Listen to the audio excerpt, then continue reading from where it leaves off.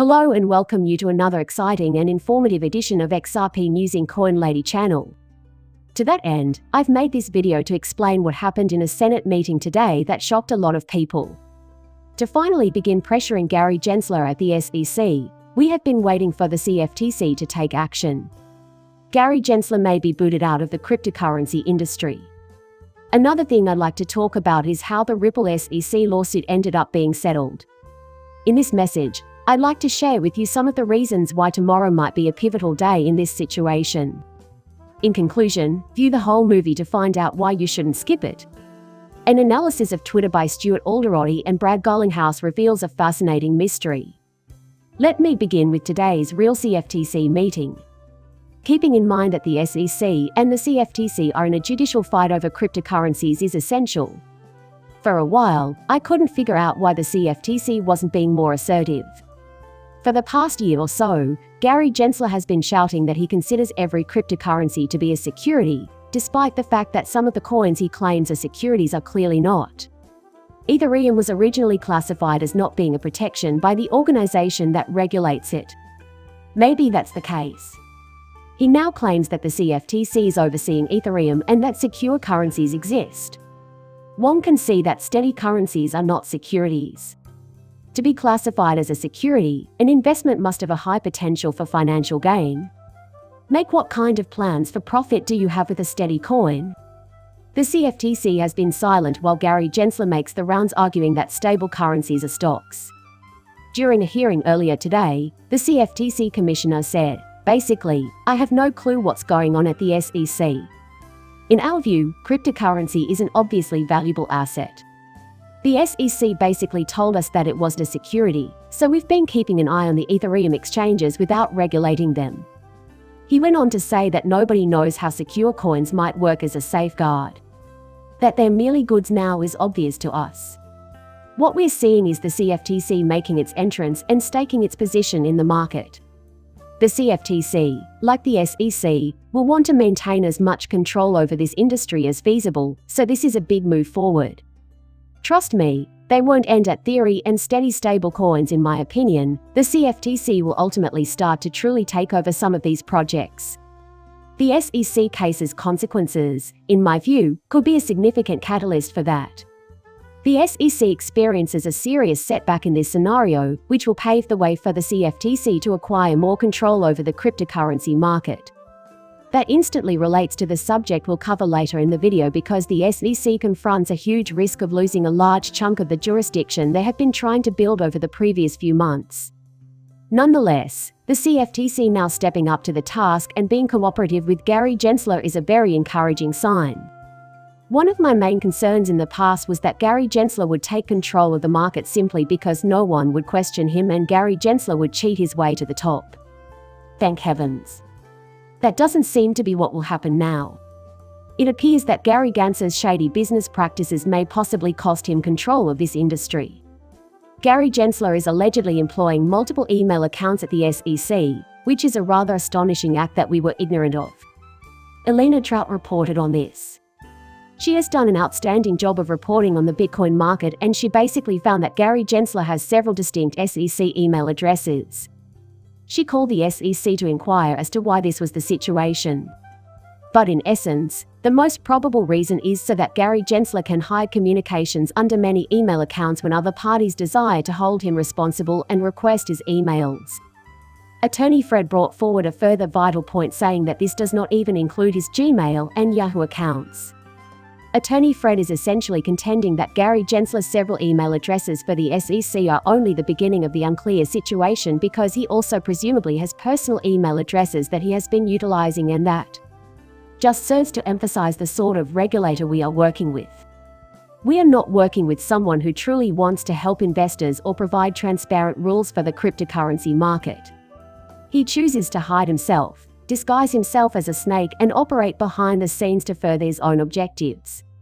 So let's speak about the ripple effect in the SEC case going forward. And as I stated in my video from last night, the SEC sustained 3 major losses yesterday. 1. They failed in their attempt to block Binance from purchasing Voyager. In essence, the court in that instance reprimanded the SEC for failing to provide this company with any clear rules. Why do you believe you can intercede and halt this deal? Second, the SEC experienced a major setback in its original trial against Grayscale. The SEC's claim that a spot Bitcoin ETF was any different from a futures Bitcoin ETF was actually laughed at by the justices in that case. Finally, I think it is general information that the SEC sustained a significant loss in the Ripple SEC case. Basically, all of their best specialists were dismissed from the case. But Ripple's most important experts who explained why XRP holders weren't counting on a profit from the business were allowed to proceed.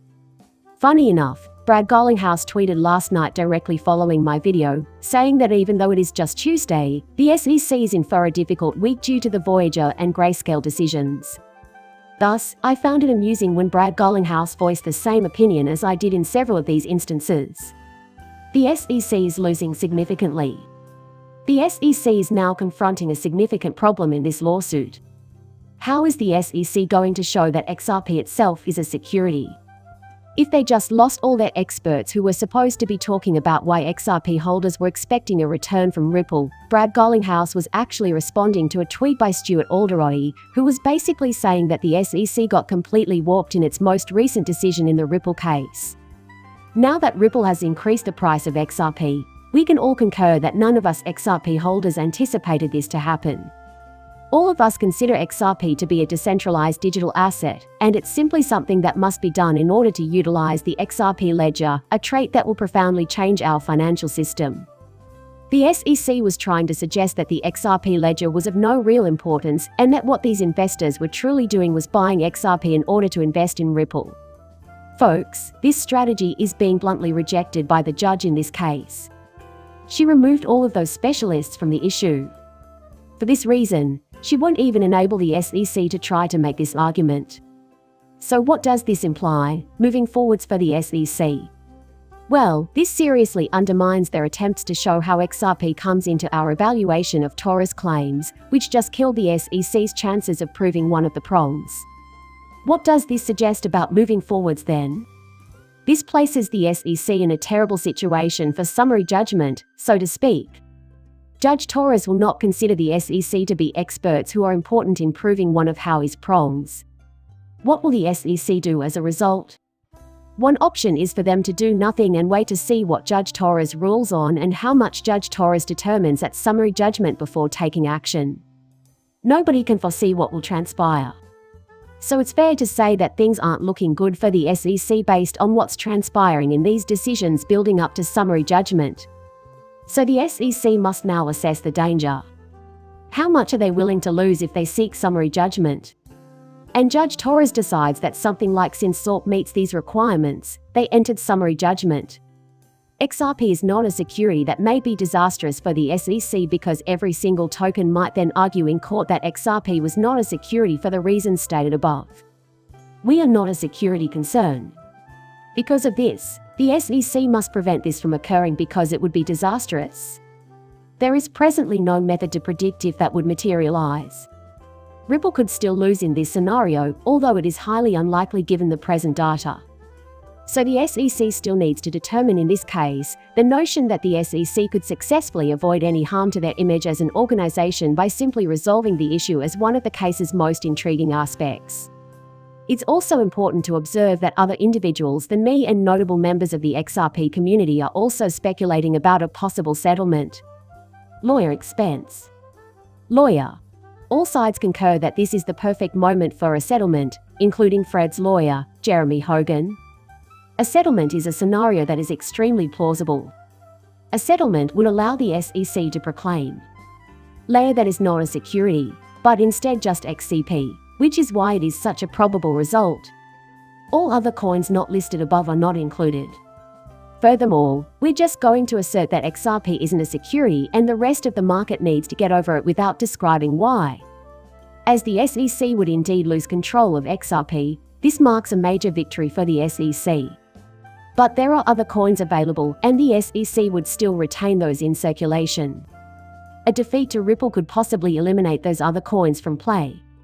A deal with Ripple maintains them in play. The SEC has 300 extra cases scheduled. The SEC will not want to jeopardize those suits.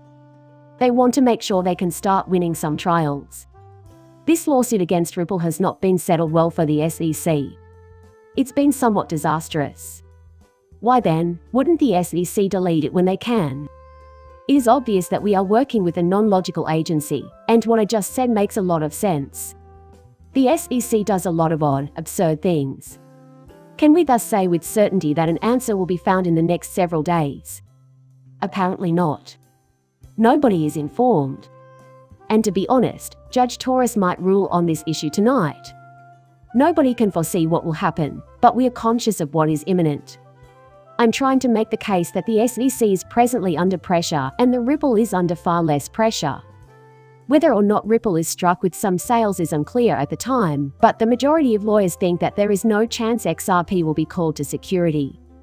But that's certainly not the victory the SEC was looking for. In order to retain their status as the industry's preeminent authority, they required a victory also for that to take place. At this point, they demand a settlement. With that said, I think tomorrow may be an eventful day with the chance of a resolution. Since the SEC commissioners gather on Thursdays to consider settling cases, almost every single crypto settlement we have seen has happened on that day. Thus, if settlement declines tomorrow, it may be a very intriguing day. Now, if we don't see a settlement by tomorrow, I think the SEC is saying that we won't settle. And that we'll wait to hear from Justice Torres. And the reason for that is that if they don't achieve a resolution tomorrow, they may never again have the opportunity to do so. Judge Torres may give a summary judgment ruling on Tuesday, and the SEC may not be able to arrange another hearing for Thursday.